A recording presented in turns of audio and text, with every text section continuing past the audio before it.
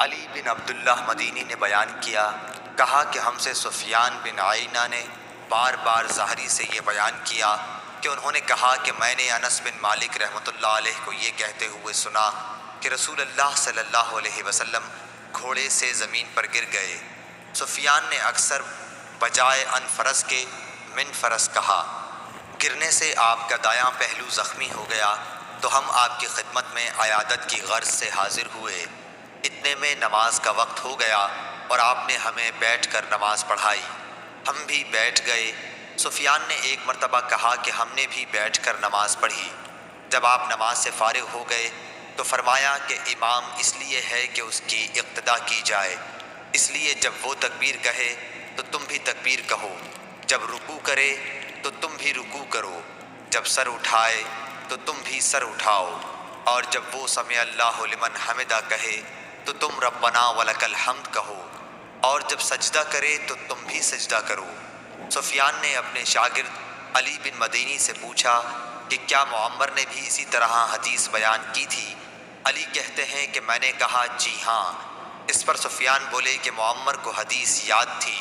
زہری نے یوں کہا ولک الحمد۔ سفیان نے یہ بھی کہا کہ مجھے یاد ہے کہ زہری نے یوں کہا آپ کا دایاں بازو چھل گیا تھا جب ہم زہری کے پاس سے نکلے۔ ابن جریح نے کہا میں زہری کے پاس موجود تھا تو انہوں نے یوں کہا کہ آپ کی داہنی پنڈلی چھل گئی۔ صحیح بخاری حدیث نمبر 805۔ ابو سلمہ بن عبد الرحمن نے بیان کیا کہ میں ابو سعید خدری رضی اللہ تعالیٰ عنہ کی خدمت میں حاضر ہوا۔ میں نے عرض کی کہ فلاں نخلستان میں کیوں نہ چلیں، سیر بھی کریں گے اور کچھ باتیں بھی کریں گے۔ چنانچہ آپ تشریف لے چلے۔ ابو سلمہ نے بیان کیا کہ میں نے راہ میں کہا کہ شب قدر سے متعلق آپ نے اگر کچھ نبی کریم صلی اللہ علیہ وسلم سے سنا ہے تو اسے بیان کیجیے۔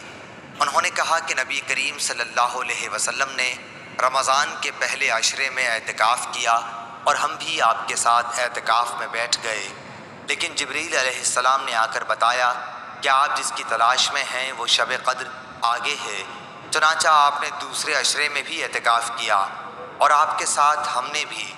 جبریل علیہ السلام دوبارہ آئے اور فرمایا کہ آپ جس کی تلاش میں ہیں وہ رات آگے ہے۔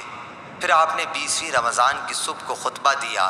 آپ نے فرمایا کہ جس نے میرے ساتھ اعتکاف کیا ہو وہ دوبارہ کرے، کیونکہ شب قدر مجھے معلوم ہو گئی لیکن میں بھول گیا اور وہ آخری عشرے کی طاق راتوں میں ہے، اور میں نے خود کو کیچڑ میں سجدہ کرتے دیکھا۔ مسجد کی چھت کھجور کی ڈالیوں کی تھی، مطلع بالکل صاف تھا کہ اتنے میں ایک پتلا سا بادل کا ٹکڑا آیا اور برسنے لگا۔ پھر نبی کریم صلی اللہ علیہ وسلم نے ہم کو نماز پڑھائی اور میں نے رسول کریم صلی اللہ علیہ وسلم کی پیشانی اور ناک پر کیچڑ کا اثر دیکھا۔ آپ کا خواب سچا ہو گیا۔ صحیح بخاری حدیث نمبر 813۔